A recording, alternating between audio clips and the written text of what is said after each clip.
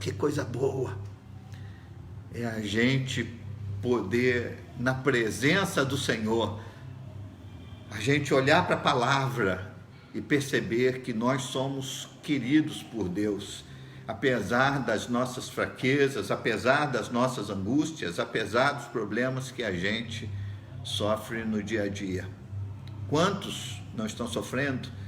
Como eu pedi, ou numa outra live que fiz, que cada um escrevesse o seu pedido de oração online aqui, que estaríamos orando por essas pessoas, como fizemos.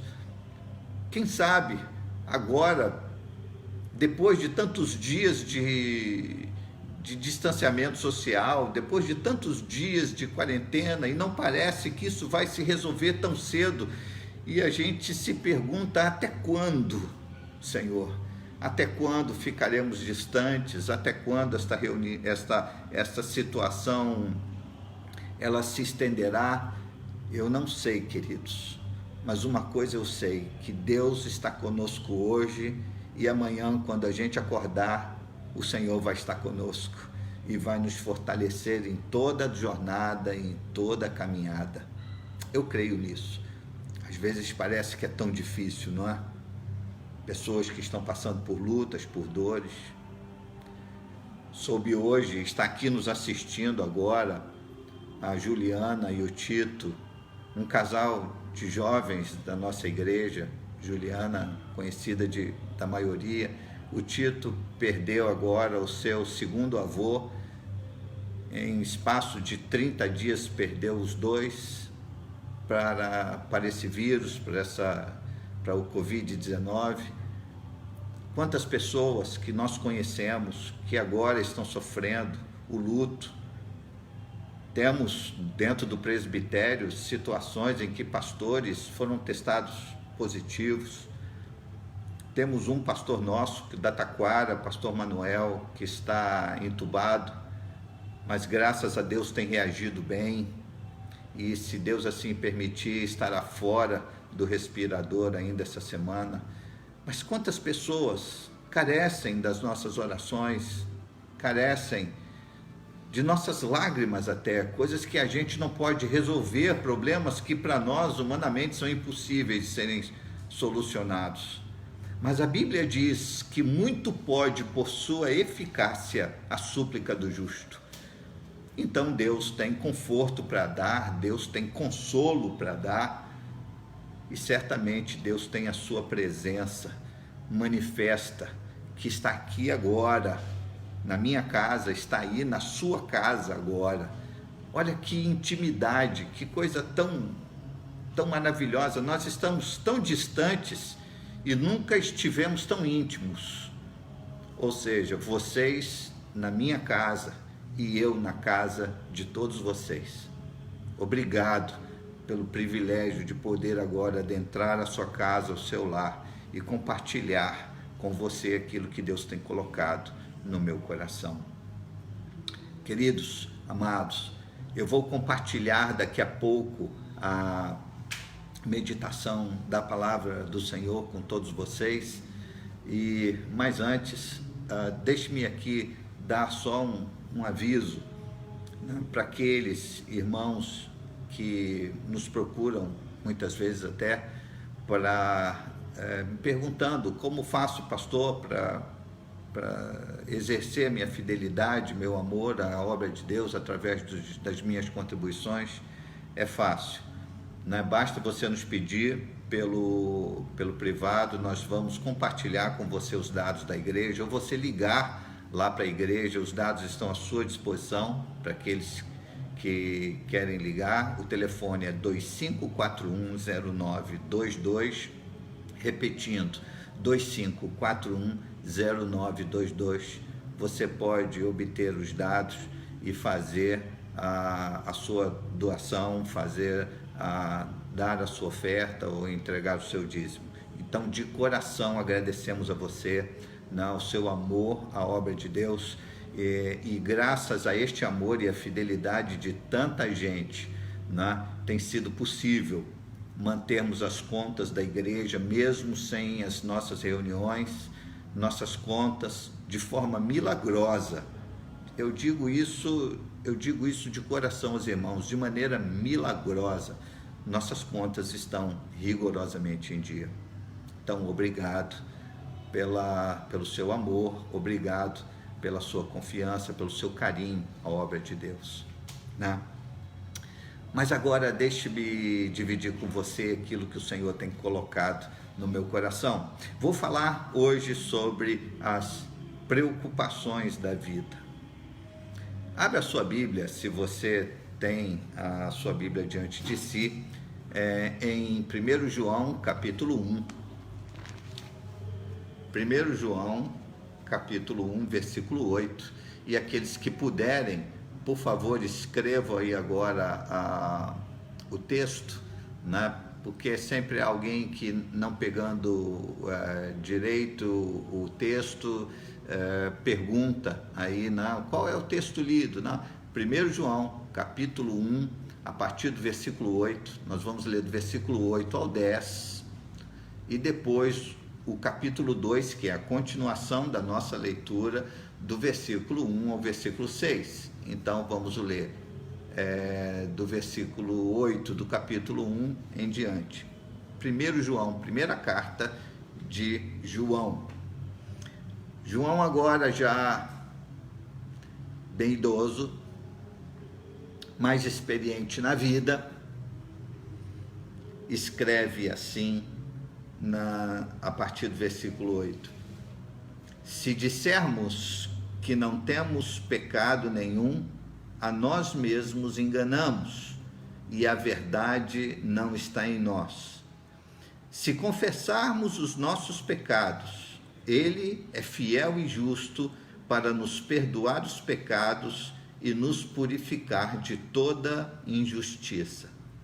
Se dissermos que não cometemos pecado, fazemos dele um mentiroso e a sua palavra não está em nós. Meus filhinhos, diz João, escrevo-lhes estas coisas para que vocês não pequem. Mas se alguém pecar, temos advogado junto ao Pai, Jesus Cristo, o justo. E ele é a propiciação pelos nossos pecados, e não somente pelos nossos próprios, mas também pelos do mundo inteiro. E nisto sabemos que o temos conhecido, se guardamos os seus mandamentos. Aquele que diz, eu o conheço, mas não guarda os seus mandamentos, esse, segundo João, é mentiroso e a verdade não está nele. Mas quem guarda a sua palavra, nele verdadeiramente tem sido aperfeiçoado o amor de Deus. Nisto sabemos que estamos nele. Quem diz que permanece nele, esse deve também andar assim como ele andou. Repito esse versículo. Quem diz que permanece nele, esse deve também andar assim como ele andou. Você percebe, querido e querida, que as palavras não são suficientes para classificar ou para dizer se alguém é ou não. Precisa andar como Jesus andou. E a gente continua aqui hoje tentando responder uma indagação feita essa semana, que eu fiz na live essa semana, na mensagem anterior. O que a missão de Jesus afeta o meu cotidiano, o meu dia a dia? Eu falei na quarta-feira, falei de caráter, e falei como a experiência de um encontro real com Jesus pode mexer com uma pessoa.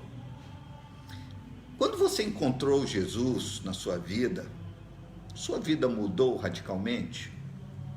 Como foi o seu encontro com o Senhor? E eu sei que pessoas estão escrevendo aqui. Se você pudesse colocar em uma só palavra o que significou o seu encontro com Jesus, que palavra você colocaria? Escreva aí.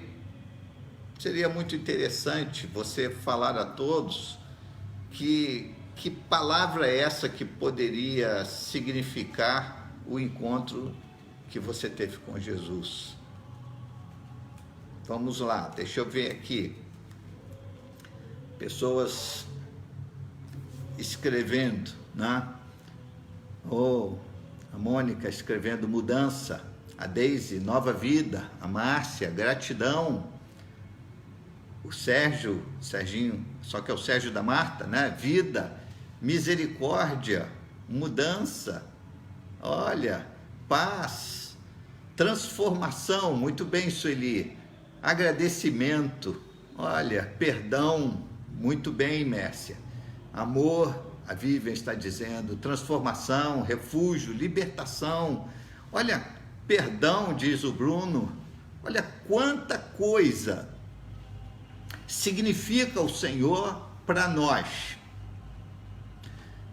Mas isso certamente se traduz no seu dia a dia, porque se o nosso encontro com Jesus, olha, o pessoal ainda continua escrevendo aqui, gratidão, né? Liberdade, milagre, glória a Deus, né?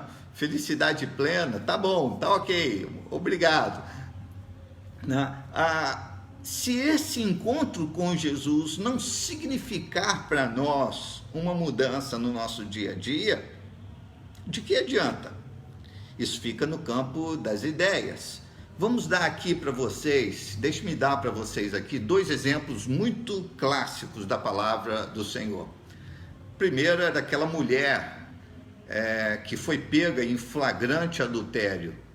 Ela foi trazida e a lei dizia, ela foi trazida aos pés do Senhor e a lei dizia que ela deveria ser apedrejada. E Jesus, naquele exemplo, naquela atitude clássica, ele diz, bom, quem não tem pecado, atire a primeira pedra, e cada um saiu para um lado, reconhecendo que cada um tinha fraqueza, cada um tinha problema, cada um tinha o seu pecado. E Jesus vira-se para aquela mulher e diz, olha, ninguém te condenou, eu tampouco. E a instrução de Jesus é, vai e não peques mais. A vida daquela mulher mudou daquele instante em diante. Jesus não somente salvou fisicamente a sua vida, mas Jesus transformou o coração daquela mulher. Um outro exemplo é de um homem de baixa estatura chamado Zaqueu, que sobe numa árvore e por curiosidade quer ver Jesus passar. E Jesus, quando passou, olhou para cima, viu Zaqueu e chamou Zaqueu. Zaqueu desceu da árvore e Zaqueu teve um encontro com Jesus. E depois de recebê-lo na sua casa, esse homem chamado Zaqueu, que era um funcionário público, ladrão, sua especialidade era desviar dinheiro público. Esse homem que enriqueceu-se de forma ilícita, ele teve a sua vida transformada depois de instantes conversando com Jesus. Pessoas que foram transformadas por um encontro com Jesus. Mas e quanto a maioria de nós, ou a imensa maioria, se não todos nós, que não trazemos conosco erros assim tão contundentes? O que dizer das mudanças que Jesus faz na vida do cidadão normal, do cidadão comum, você, eu ou qualquer pessoa? Mais uma vez olhamos para a palavra de Deus. Diz a palavra do Senhor que, e aí eu cito um outro exemplo, de 2 dos discípulos de Jesus, 2 discípulos jovens naquela altura. Não digo que sejam jovens como eu, porque não sou jovem, mas jovem como muita gente. Costumo fazer esse tipo de brincadeira na igreja, né?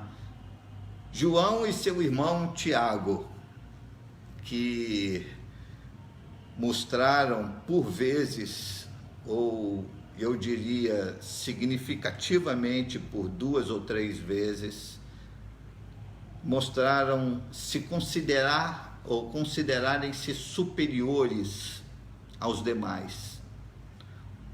consideravam-se superiores, ora por um egoísmo exacerbado, quando pedem a Jesus para sentarem-se um à esquerda e outro à direita, quando chegam para Jesus e se utilizam da sua mãe para fazer esse pedido, e depois de maneira contundente dizem a Jesus: eu tenho condições, nós temos condições, deixando todos os demais discípulos de lado, excluindo na sua vida os demais apóstolos, porque se julgavam superiores. E ora, também ambos, por achar que eram os defensores da verdade, quando pedem a Jesus uma punição para aqueles que não eram do seu grupo, dizendo a Jesus: olha, haviam pessoas expulsando demônios em teu nome, Senhor, e nós os impedimos porque não pensam como nós, não são dos nossos. Olha que coisa, que arrogância achar que a sua ideia é a mais importante. E logo a seguir, na cena seguinte, Jesus e os discípulos não sendo bem recebidos pelos samaritanos, porque segundo a Bíblia diz, eles estavam com um firme propósito de irem para Jerusalém, e os samaritanos não gostaram daquilo, não receberam Jesus na sua aldeia, na sua cidade. Tiago e João, esses dois irmãos, os mesmos dois, chegam para Jesus e dizem assim: Senhor, tu não queres que a gente peça que caia fogo do céu sobre eles? Vamos matá-los, vamos aniquilá-los. E eu digo aqui para vocês, de que adianta não roubar, mas ambicionar o prejuízo e a tristeza de alguém?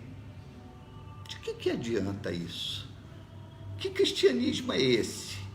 Que teologia é essa que pode promover de maneira contundente essa exclusão, essa tristeza, o ferimento de alguém?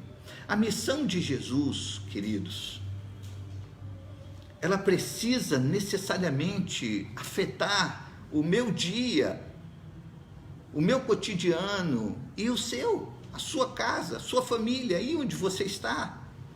Precisa afetar as nossas ambições, as nossas ideias, as nossas expectativas. Por isso eu pedi para que cada um escrevesse o que o encontro com Jesus significou para você.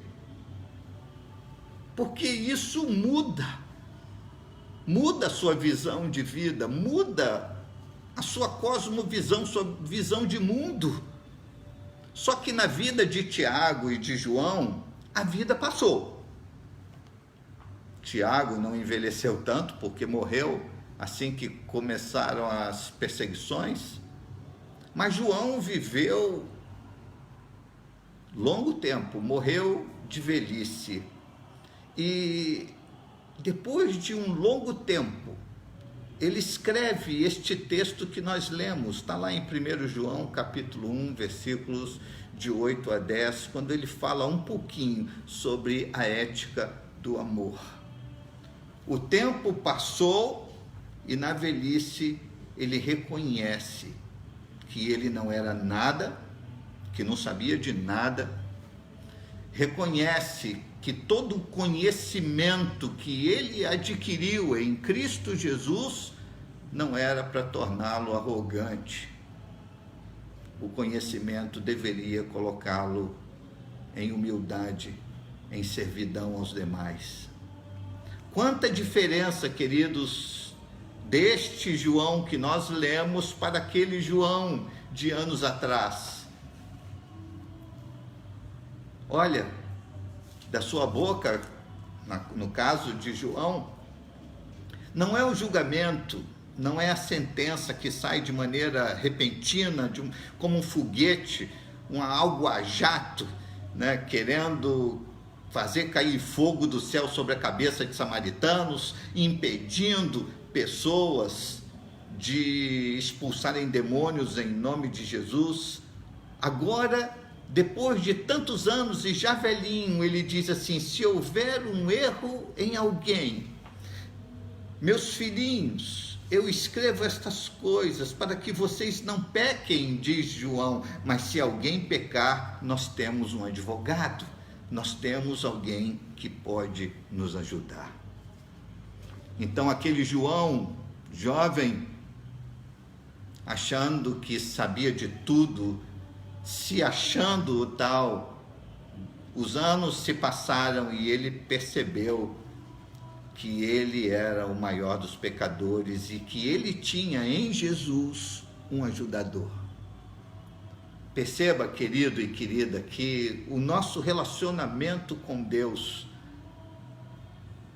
consequentemente nos leva a uma vida aos seus pés, a um aprofundamento desse conhecimento com Ele, mas não para nos tornar arrogantes, não. O nosso conhecimento e experiência com Jesus nos torna mais amáveis, mais humildes e menos arrogantes. Qualquer conhecimento, e agora eu falo aqui à minha igreja, como seu pastor, querido e querida, como alguém que vela sobre a sua vida, eu digo, qualquer conhecimento ou teologia que torne alguém arrogante e insensível, esse conhecimento é vazio, é humano e é digno de todo descarte. Isso é aquilo em que Jesus fala em Lucas capítulo 9, versículo 62, isso é colocar a mão no arado e olhar para trás. Nós colocamos a mão no arado para olhar para frente, para sermos transformados por Jesus e mudarmos, e não vivermos como o velho homem. Mas pastor, você diria, o senhor disse que pregaria hoje sobre as preocupações da vida. Eu estou falando sobre preocupações, você nem percebeu, né? Quais eram as preocupações de Tiago e João, aqueles dois garotos lá que foram escolhidos por Jesus?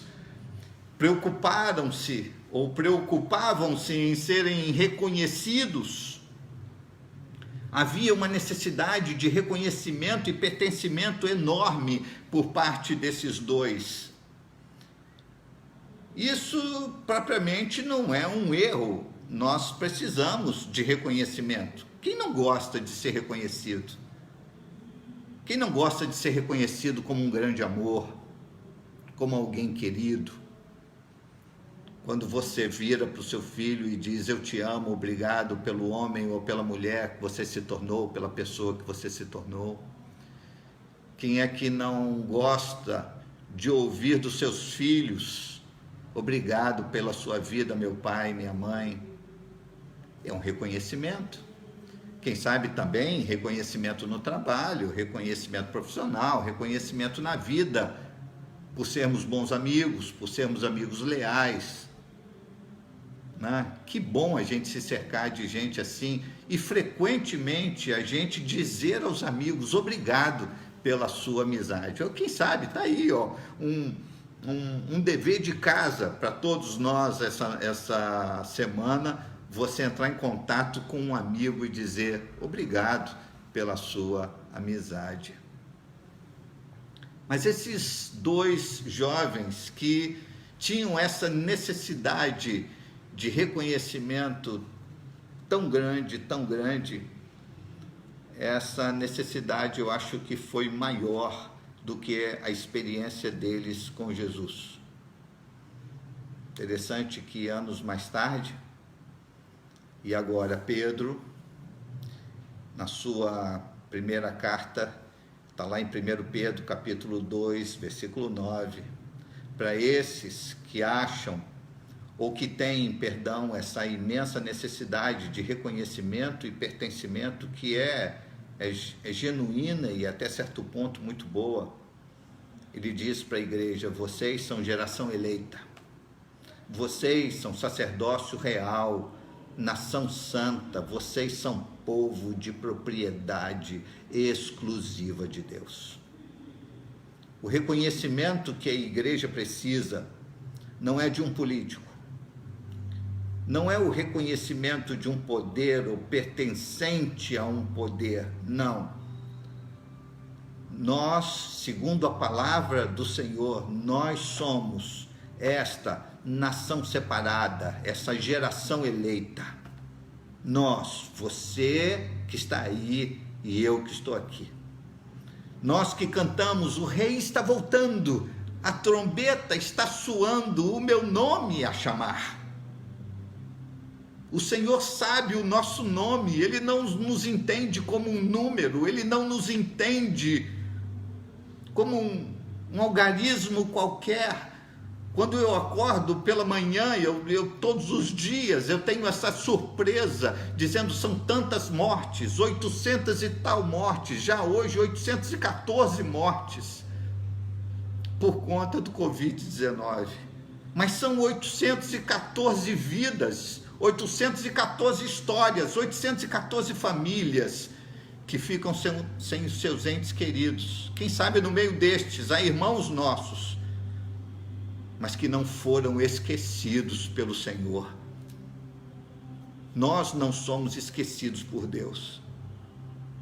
Ainda que o mundo não o reconheça, querido e querida, ainda que você carregue com você um certo sentimento de injustiça por parte de empresas nas quais você trabalhou, por parte de relacionamentos nos quais você já teve, e você diz assim, eu não fui valorizado, eu não fui valorizada, eu não fui reconhecido. Quem sabe há filhos que sofreram na sua infância. Quem sabe há casamentos que ficaram no caminho, de pessoas agora traumatizadas, que disseram, eu não fui reconhecido no meu amor. Mas saiba você que Cristo nos reconhece como filhos, o Pai nos reconhece como filhos. Nós somos geração eleita, povo de propriedade exclusiva de Deus. A preocupação de Tiago e João era esse reconhecimento. Eles queriam ser importantes, e sendo importantes, eles estavam ferindo pessoas, desejando até o mal de pessoas. Olha que arrogância. Que teologia é essa que não promove a humildade e o serviço, mas sim a arrogância? Eu não acredito nesse tipo de teologia, sinceramente, não acredito. Eu acredito na teologia que sirva, ou que serve. Por isso, ao longo da vida, Tiago e João aprenderam, às vezes até a duras penas, mas aprenderam o valor de ter Cristo como advogado, como ajudador. Meus filhinhos, eu escrevo estas coisas para que vocês não pequem, mas se alguém pecar, nós temos um advogado junto ao Pai, Jesus Cristo, o justo. Jesus Cristo. Anos mais tarde, eles aprenderam isto. O foco das nossas preocupações, meus amados e minhas amadas, não é defender ideias. Não é. A despeito do que muita gente possa imaginar, né? O foco das nossas preocupações não é defender ideias, de maneira nenhuma, é viver o Evangelho. É viver o Evangelho. Certa vez, diz a palavra do Senhor que Jesus abençoa as crianças que estavam perto de si, e os discípulos estavam impedindo que essas crianças chegassem a Jesus. E Jesus vira para eles e diz assim, deixe vir a mim os pequeninos, não embarace, não impeça essas crianças de virem a mim, não, o reino de Deus é deles. Entende que aquilo que na hora era preocupação para os discípulos, não, nós vamos fazer o certo, vamos preservar o mestre, vamos impedir que essas crianças cheguem a Jesus. Jesus via nas crianças uma oportunidade de abençoar. O que para os discípulos era preocupação, para Jesus era uma oportunidade. Quais são as suas preocupações hoje? Quem sabe Deus quer, da mesma maneira, transformar as nossas preocupações hoje em oportunidade de mudança, de crescimento, de amadurecimento. Vamos fazer isso na nossa vida? Quais são as preocupações que você tem? Quem sabe as preocupações no âmbito da família, com filhos, ou a falta deles, com casamento, com crises, preocupações financeiras, e agora como vai ser, como conseguirei pagar isso ou pagar aquilo, honrar isso, honrar aquilo, são todas as preocupações genuínas. Fique tranquilo, nesse sentido, você não está pecando nem errando, ficando preocupado. Contudo, entenda que esse pode ser o momento de oportunidade para você. Deixar que Jesus abençoe, deixar que Jesus estenda as mãos e mude e modifique.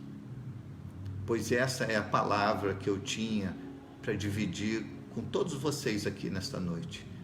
Longe de vocês, mas tão perto. Eu acho que nem na igreja nós estivemos tão perto de vocês, porque na igreja a gente visita o lar de um, o lar de outro, quando pedem a nossa visita, mas agora eu estou no lar de tanta gente. Mas que em nome de Jesus esta oportunidade seja para você uma oportunidade de crescimento, de amadurecimento. Que Deus seja louvado na nossa casa. Olha para a sua casa ao seu redor agora, se você está na sua sala, se você está num cômodo da sua casa, olha ao seu redor. E agradeça a Deus pela oportunidade que você tem de, em vida, poder glorificar o nome de Jesus. Que coisa fantástica.